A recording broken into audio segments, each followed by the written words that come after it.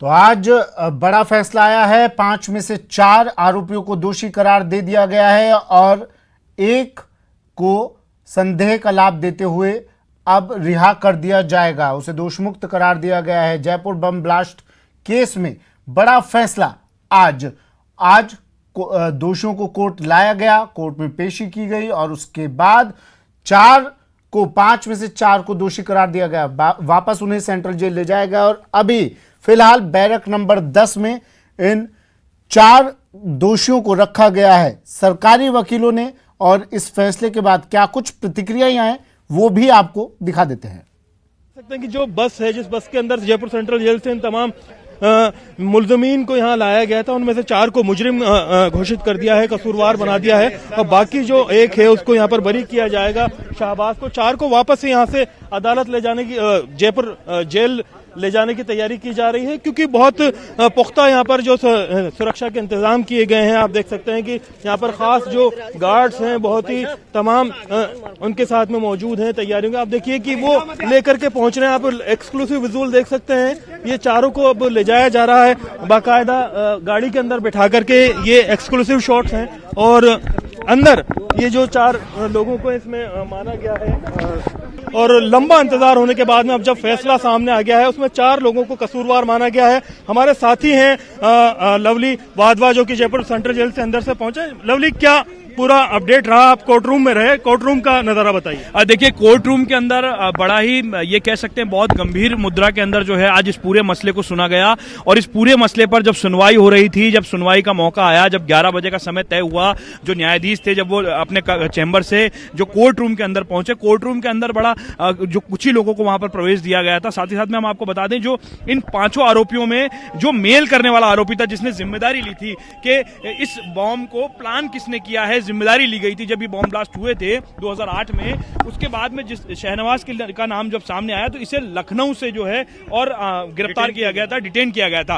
खास बात ये रही इस पूरे के पूरे मामले में कहीं पर भी आरोप सिद्ध नहीं हो पाए इस आरोपी के खिलाफ और कोर्ट ने इस बात को स्वीकार किया है कि पुलिस की जांच में या तो कमी रही है। पुलिस के जब अधिवक्ता ने ये अपना पक्ष रखा, सरकारी अधिवक्ता ने, कि साहब ये इनको भी सजा होनी चाहिए, तो उन्होंने कोर्ट ने साफ तौर पर कहा कि हमने इस पूरे मामले में 1300 से ज्यादा गवाहों को सुना है, 750 गवाहों को तो मौजूदा जो न्यायाधीश हैं उन्होंने सुना है। तो ऐसे में कहीं भी ये पुष्ट नहीं होता है कि आरोपी को सजा दी जाए। तो तमाम लोग हैं, उनको गिरफ्तार ही नहीं कर पाई। अगर ये तीनों को, अगर इस जो सॉफ्टवेयर एक जो पेश किया टीएस ने कि ये तो जो 11 लोग जिम्मेदार थे, उनमें से 3 को ये गिरफ्तार नहीं कर पाए, वो कौन कौन है और उसको लेकर के अदालत ने क्या कहा? देखिए, इनमें से एक आरोपी की मौत की खबर है, 2 आरोपी जो है वो विभिन्न जो राज्यों की पुलिस है उन्होंने भी उन पर नजर बनाए हुए है। ऐसा पुलिस का कहना था, पुलिस की ओर से यही पक्ष रखा गया कि हम लोग लगातार इन्वेस्टिगेशन कर रहे हैं, जांच पड़ताल कर रहे हैं। लेकिन कुल मिलाकर के कोर्ट इस पूरे मामले को लेकर के स्पष्ट रूप कोर्ट का नजर आया जब कोर्ट रूम के अंदर बहस चालू हुई, जब अधिवक्ता जो थे आरोपियों के वो नहीं पहुंचे, केवल सुरेश कुमार व्यास जो कि जो कि बरी हो गया जो आरोपी, उसके अधिवक्ता पहुंचे थे। तो कोर्ट ने स्पष्ट तौर पर कहा कि हम ज्यादा इंतजार नहीं कर सकते,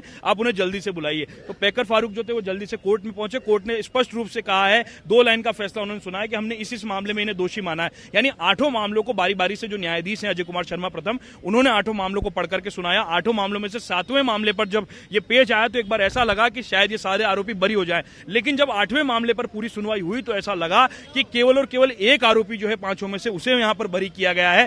बाकी के जो 4 आरोपी हैं उनको दोष माना गया। के निर्णय आने में जो विलंब हुआ उसके कारण से भी लोगों के मन में एक असंतोष रहता है। इतनी भारी घटना और इतने लोगों को मौत के घाट उतारने वाली घटना के बाद भी फैसले आने में 11 साल लगते हैं, तो लोगों को थोड़ा सा इसमें न्याय के प्रति जितना संतोष होना चाहिए वो नहीं। दूसरा, जिस प्रकार की घटना हुई है, निर्दोष लोगों को मारने की सजा ही मौत के घाट उतारना ही होता है, तब तो जाकर के लोगों को थोड़ा बहुत भी संतोष रहेगा। अगर इनको कोई आजीवन कारावास भी दे दी तो कोई अर्थ नहीं निकलने वाला। अब बाकी निर्णय तो कोर्ट के ऊपर ही निर्भर करेगा, अपन तो उसमें कोई दखलंदाजी नहीं कर सकते। पर जन भावना यह है कि ऐसे लोगों को जैसा उन्होंने किया वैसी सजा उनको मिलनी चाहिए। देखो, जो भी दहशतगर्द लोग हैं, जो आतंकवाद फैलाते हैं, जो मानवता को यहाँ माहौल बिगाड़ते हैं, ऐसे लोगों को तो सजाए मौत होनी चाहिए। समाज के अंदर ऐसी लोगों को कोई जगह नहीं रहती है। हम तो चाहते हैं जो भी इस प्रक्रिया में जैसे लोग आते हैं, आतंकवाद फैलाते हैं, दहशतगर्दी फैलाते हैं, तो ऐसे लोगों को तो सजाए मौत होनी चाहिए। आधार तो अभी कोर्ट के फैसले में आने हैं लेकिन कोर्ट ने उसको दोषी नहीं माना है। ना प्लांटेशन का तो चार्ज ही नहीं था उस पे। उसके ऊपर चार्ज था कि उसने ईमेल इंडियन मुजाहिदीन के नाम से किया। उसका दोषी कोर्ट ने नहीं माना शहबाज को। अच्छा, तो अब आगे की क्या प्रक्रिया रहने वाली? क्या उसे बरी कर दिया गया है तो आज ही जमानत मिल जाएगी? बिल्कुल, आज ही अगर कोई उसके जमानती आ गए तो मैं जमानत पेश कर दूंगा उनकी, और संभव है शाम को वो छूट जाए। शहबाज कहाँ के रहने वाले थे और कितने टाइम तक उन्हें जेल में रहना पड़ा? शहबाज को सबसे ज्यादा जेल में रहना पड़ा। 25 अगस्त 2008 को शहबाज को गिरफ्तार किया और वो आज तक डिटेंशन में है।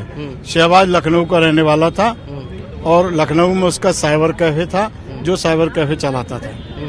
तो क्या लगता है जब उसे रिलीफ दे दी गई और बरी नहीं रहा, बरी हो गया, लेकिन उसके बावजूद इतने टाइम तक उसे जेल में बंद रखा इस पूरे मामले में, तो इसमें आगे अब आप क्या करना चाहेंगे?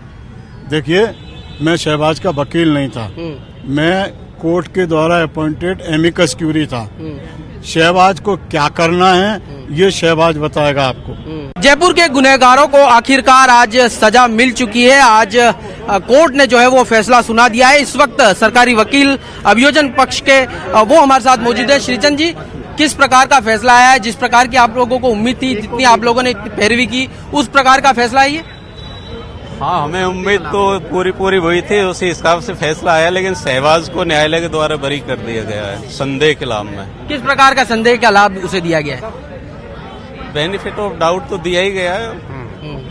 और जो बाकी 4 लोग थे उनको लेकर किस प्रकार की कमेंट जो है वो कोर्ट ने किए हैं? क्या क्या उन पर धाराएं लगी हैं? नहीं, 4 को जो दोषी ठहराया गया है उनको 302, 307, 326, 324, 124 ए, 121 ए, 153 आईपीसी में दोषी ठहराया है और विस्फोटक पदार्थ अधिनियम की धारा 3 में ठहराया है और विधि विरुद्ध क्रियाकलाप अधिनियम धारा 13, 16 बने और 18 में दोषी ठहराया है। इन गंभीर धाराओं में जो है वो फैसला सुना है, तो किस प्रकार की अब इन पे जो है वो सजा हो पाएगी?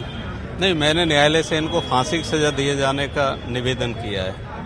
तो अब उस पर कब तक फैसला होगा? क्योंकि अब सजा के बिंदुओं पर सजा के बिंदु पर आर्गुमेंट कल किया जाएगा, फिर निर्णय के लिए डेट नियुक्त की जाएगी। आखिर किसमें कितने गवाह थे टोटल?